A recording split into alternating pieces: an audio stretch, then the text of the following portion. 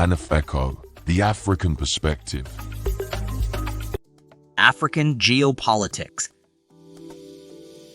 Monthly News Roundup, January 2024. Burkina Faso, Togo. Unsuccessful coup attempt in Burkina Faso. A deep dive into the events that took place around the 14th of January 2024 in Burkina. The Burkinabe authorities foiled a coup attempt allegedly fomented by ousted leader Paul-Henri Damiba, currently exiled in neighboring Togo, as reported by the LDNA, or the African Defense League in English. The destabilizing network is said to comprise of a mixture of active, retired, and exiled soldiers, business moguls, and corrupt civil organizations. They were supposed to create chaos in order to allow for the intervention of suspicious armed groups, which we'll talk about again later, ready to pounce from the south of Burkina and northern Togo. The LDNA also revealed that ousted leader Damiba had discreetly arranged for his family to leave Burkina and join him in Togo only 3 days prior to the coup attempt. Furthermore, renowned businessman Prosper Basile, director of the BOMAF Group, of which we'll speak about again later as well, was arrested right after the failed coup attempt. Togo seems to once again serve as the launching pad of destabilization in the region. As early as the beginning of January, the LDNA had already sounded the alert that there were covert operations in the north of Togo. There were reports of movement of unknown Caucasian military troops and large numbers of containers and construction machines branded UN. All this begs the following questions. What are UN-branded containers and construction machines doing in a country where the UN doesn't have a peacekeeping force? Why were foreign troops secretly on Togolese soil?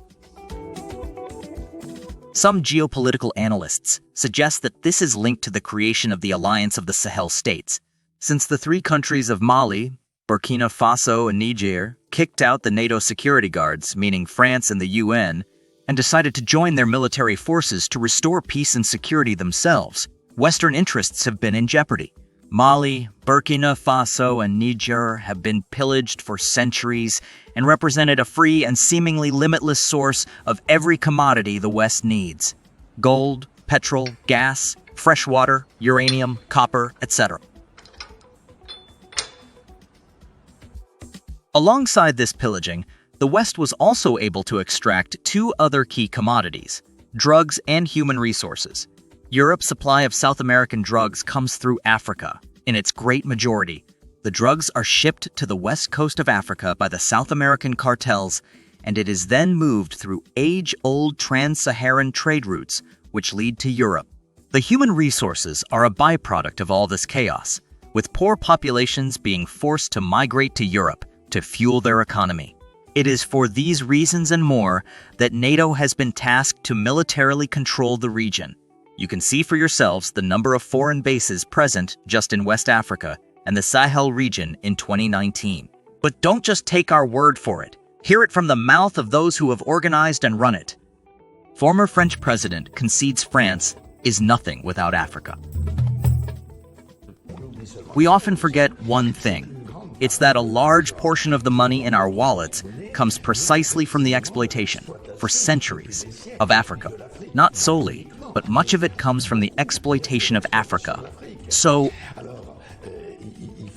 a bit of common sense is needed. Not generosity, but common sense. A sense of justice. To give back to Africans, I would say, what has been taken from them. Especially since it's a necessity if we want to avoid the worst convulsions or difficulties with the political consequences that it entails in the near future. It is within this context that the report of the movement of unknown Caucasian troops and equipment towards northern Togo seems to be in an attempt to prepare something with regards to Burkina Faso. The LDNA claims that these troops had been transported using air services from the BOMAF group mentioned earlier, and that if the destabilizing network had created enough chaos with the coup attempt, which involved the assassination of Ibrahim Traoré, it would have prompted these armed troops stationed in northern Togo to cross into Burkina Faso and try and reach the capital to re-establish one of their puppets in power. The alliance of Sahel States is putting an end to foreign meddling and military occupation on their soil and has chased the majority of the mining and trafficking experts, posing as soldiers and security personnel, out of their territory. Apart from one last U.S. military base in Niger, which should follow soon. Such is the permanent threat under which the populations of this region has been for decade after decade, resulting in all these countries' populations having to live in abject poverty despite having scandalous amounts of resources under their feet and limitless potential. What this alliance has achieved is already inspiring neighboring countries to do the same and will surely expand further as long as the authorities of Mali, Burkina Faso, and Niger are protected.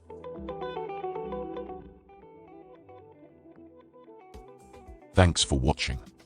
Stay tuned for more echoes of current affairs.